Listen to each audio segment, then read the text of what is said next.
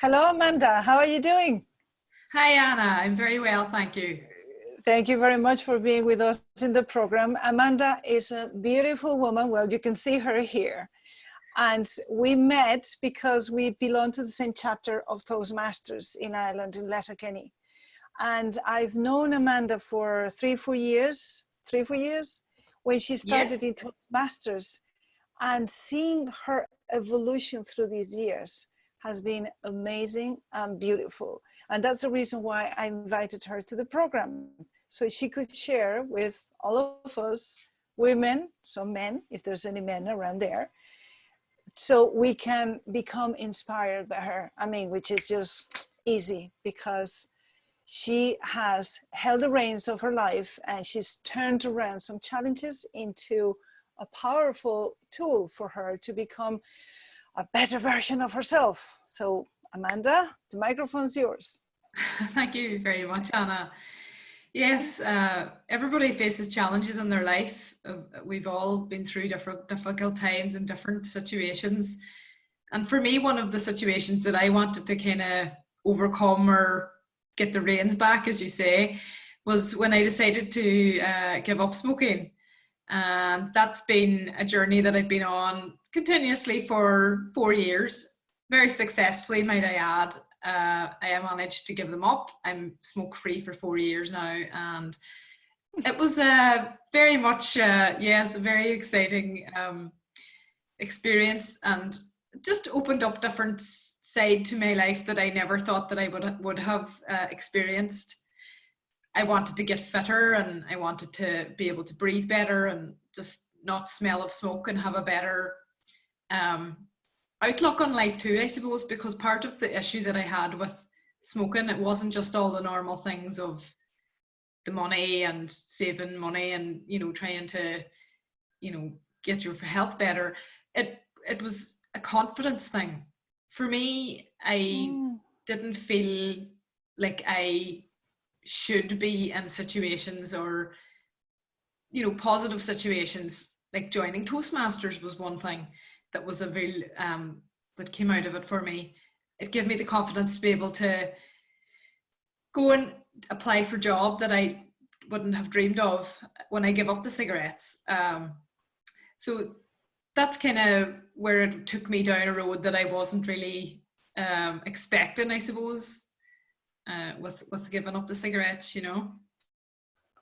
Wow, it's amazing. So, what you're saying to us is that, yeah, you were a smoker, and the reason why you were not giving it up is because you didn't have enough confidence. However, when you gain the confidence to say, no, this is done for me, then that's translated into other results in your life, like joining Toastmasters, having the confidence to be in front of people and talking in front of people and ask for a better job and get a promotion, which is amazing. Who would have Very. thought that smoking had anything to do with getting a better life in confidence to talk and a job? Absolutely.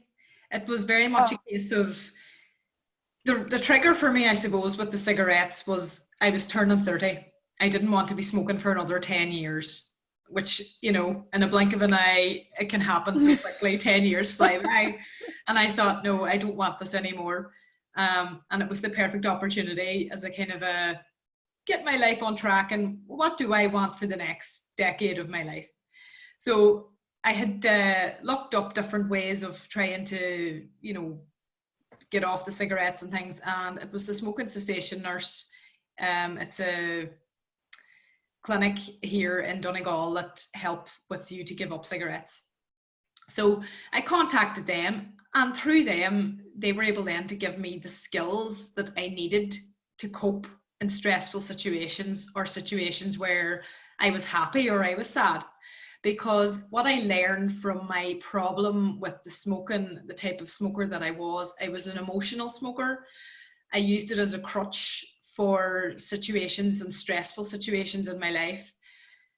Once I learned that I didn't actually need the cigarettes as my crutch anymore, and I learned these new techniques like breathing techniques and just taking a step back and different things like that, that really opened up my mindset as to what else can I do. You know, I got over using the cigarettes as a crutch.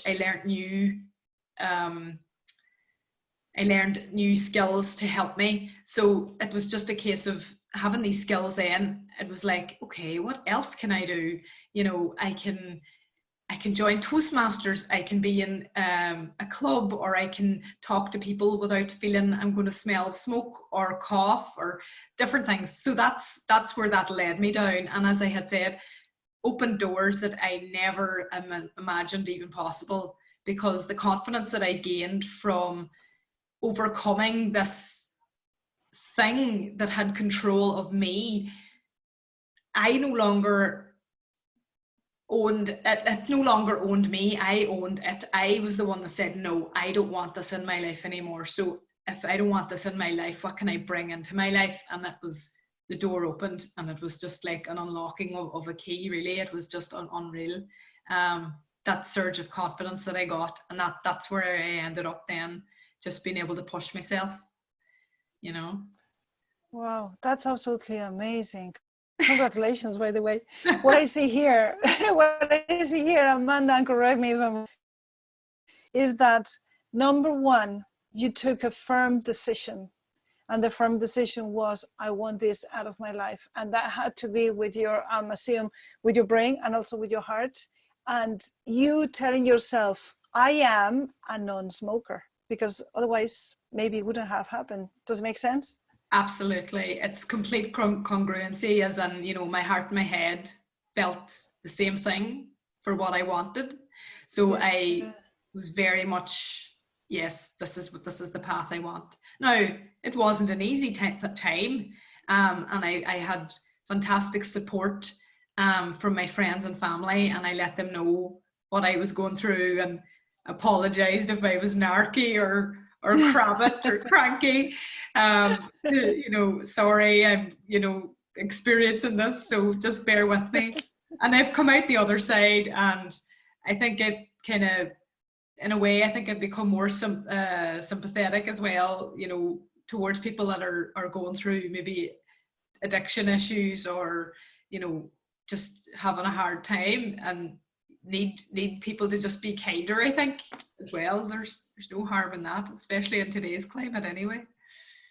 Yeah. So number one was taking that firm decision. Yes. And number two, it would have been, well, that firm decision was based upon reflection. You had to stop, think, what is it that I want and what is it that I don't want?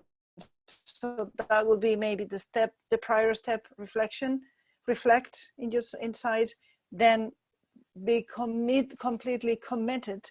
And number three, if I got it right, was where can I learn something that gets me out of here? So it would be learning a new skill. You found it. You found that you had to learn something in order to become a person that you were not at that moment, which is, I mean, that makes perfect sense. Some people say, oh, I want to be rich. Yeah, what are you learning now? Have you joined any classes? Are you reading any book? No, I just want to be rich. There's no way that's going to happen. It won't happen. It just won't happen. And then something that you, during the process, because you learned, you applied in things that you knew, therefore you put into action the things that you learned.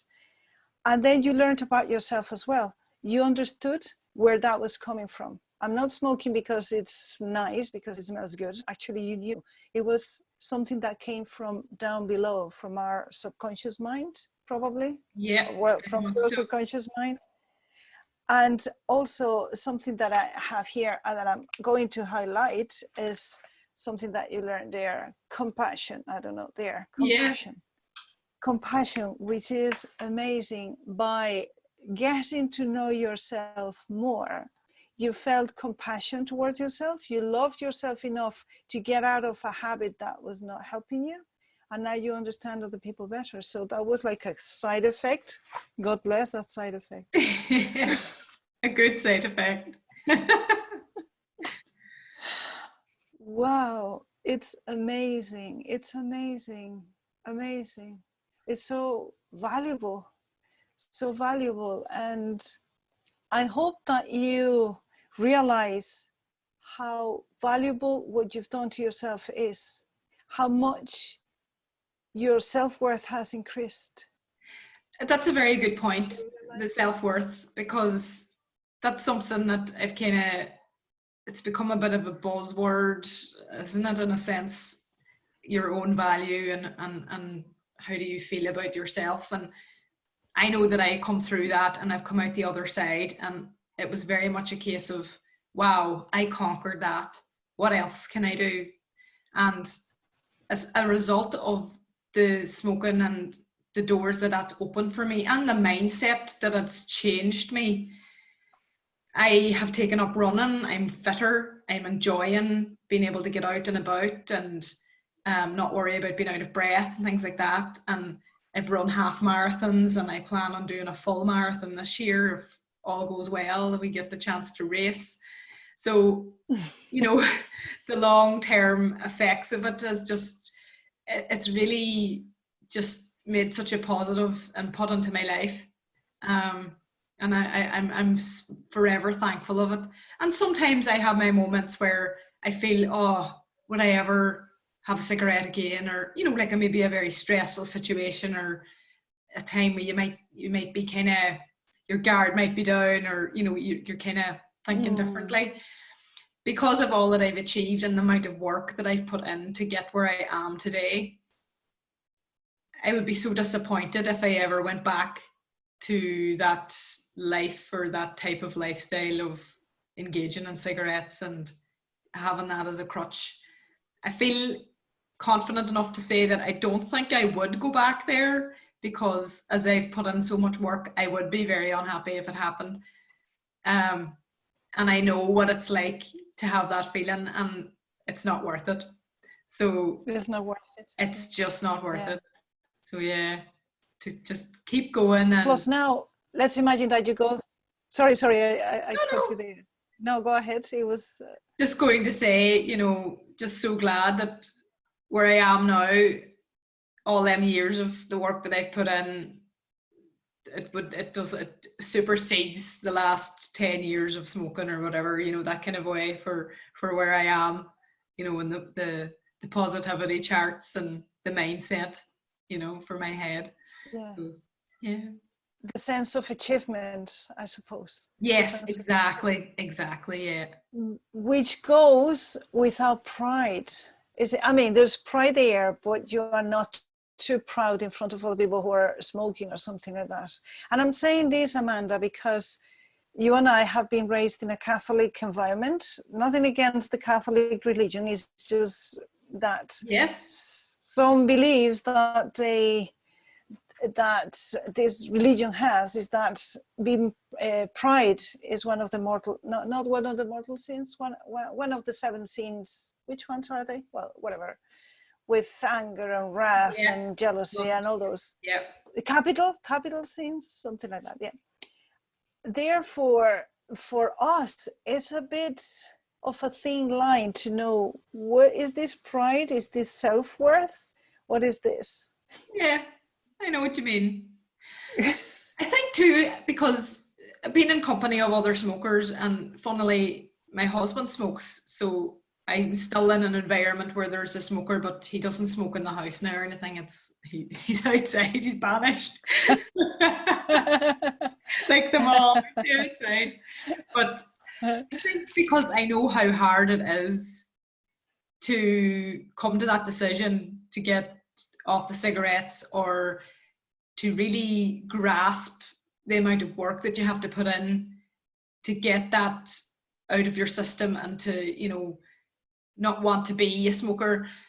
I don't ram it down people's throats like you should give them up or things like that, because I know how hard it is, and it really is like a grip that it does have over you, because it's an addiction. It's you know, the body craves the nicotine.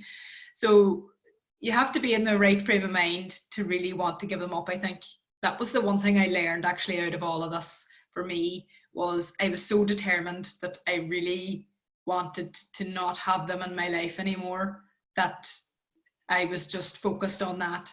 I think if you're maybe not fully in that mind frame, it can, you know, you maybe would be tempted a bit more, or, you know, you would say yes to it more, or whatever, you know. That's the kind of way I was with it. I was just so, no, I want them gone, and I'm happy to get through whatever pain, how little short it was, just to get where I am now. Yeah, it's the delayed gratification. I know that the cigarette now will give me the boost that I need. However, if I stop that wanting, that pull, I know that long term it's going to be so worth it. Exactly. In my health, my mind, my self-worth, everything. Yeah. Delayed gratification, that's the key. Yeah. And I mean, if I had been in if I had the thoughtfulness, or I don't know what it was, whatever, I suppose it, because I was approaching my 30th birthday, that was the big trigger, as I had said.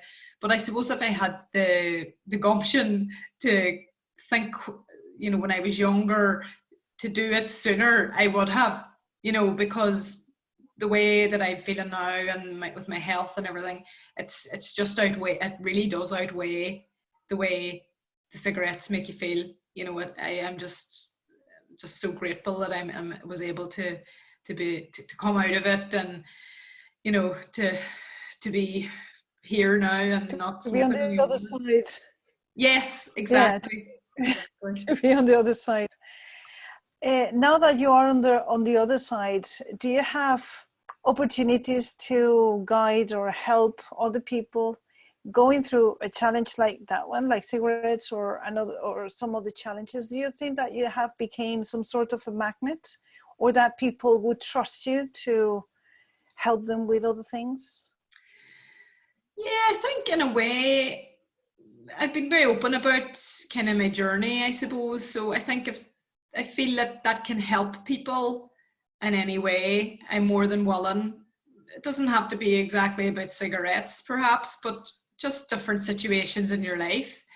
Um, we all have a story to tell, and we all have been through things. And I would like to think that if I could inspire or help anybody in any way to get out of something that they're not happy with, well, by all means, yeah. And I have been approached by people from my work and things that have said to me, you know, what do you think of a situation, or asking for my thoughts on different things. So yeah, it has definitely. So it's been nice. Yeah. I somehow felt that that was happening. Because you irradiate such a different energy now, Wow. such a different energy that it makes sense that you become a magnet for other people, because what she has, that radiance, I know that she can help me. I want a little bit of that radiance. And that's, even though you don't know, you do nothing, you think you're not doing anything, but what you're doing is to irradiate that confidence and that radiance and that love. Because as you said, compassion was a byproduct, let's put it that way, of you overcoming a challenge. You understood human nature even more. You're more compassionate with yourself and with others. And we as a species, we can feel that compassion. We can feel that love. We can feel it, and we feel pulled towards it, like moths to the light. in a good way. Because the moths die, but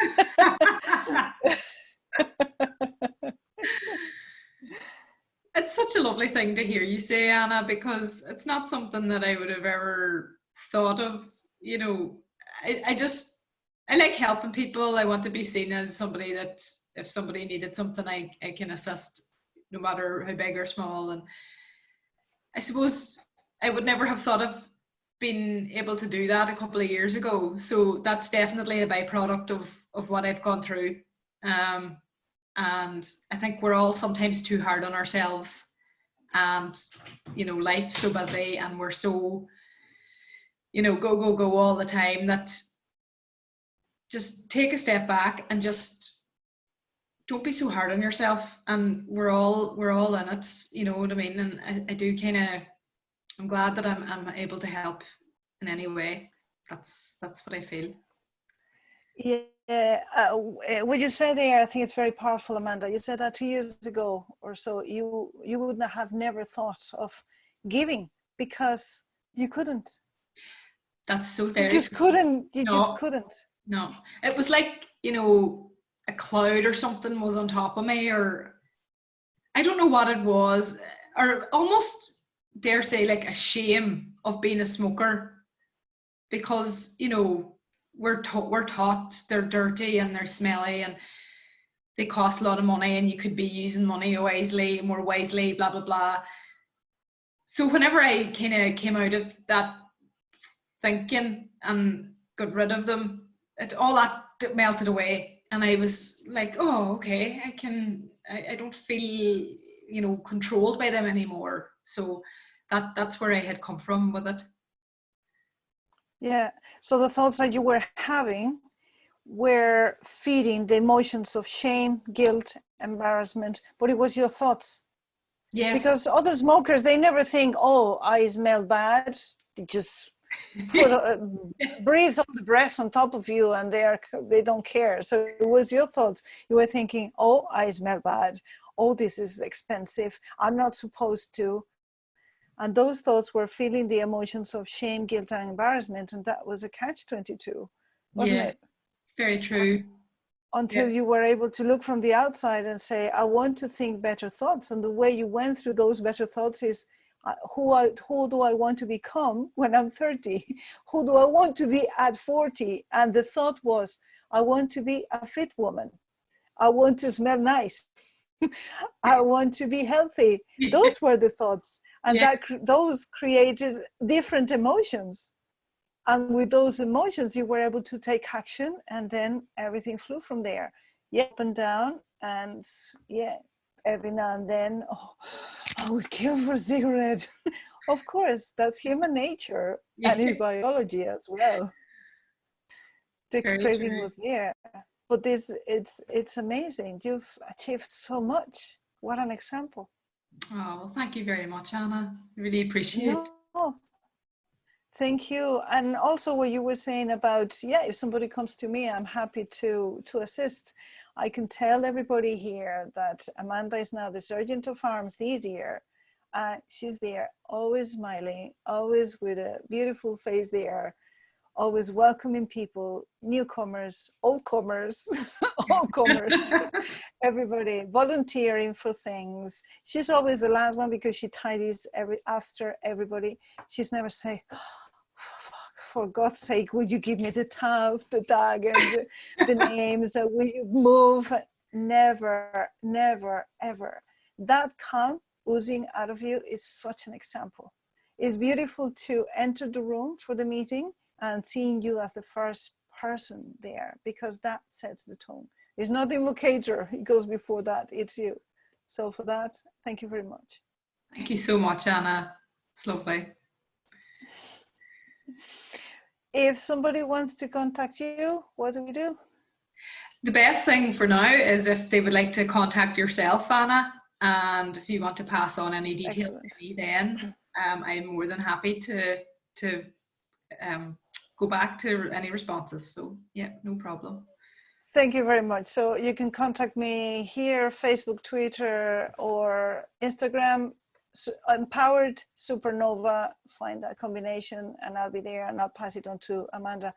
And because Amanda is a very good speaker now, I can see you talking in front of groups of support groups trying to leave some addiction behind or something. I can see you doing that and adding massive value. Oh, well, thank you very much. It's So actually a that goal might of mine happen. to be able to have the confidence to speak in front of a bigger, larger audience. So you never know. I hopefully will be able to achieve it. Oh, what's that? Nothing. That's the next target. That's it. Think of yourself when you were smoking. It's like, oh my God, stopping smoking. Oh my God, join Toastmasters. Oh my God, to speak in front of large audiences. You see, you're setting the target higher up, and you Yeah. just climb through everything with elegance and a smile on your face. So God bless. Thank you. Thank you so much, Amanda. Thank you so, so much for being here. Love you. I love you too, and thank you very much.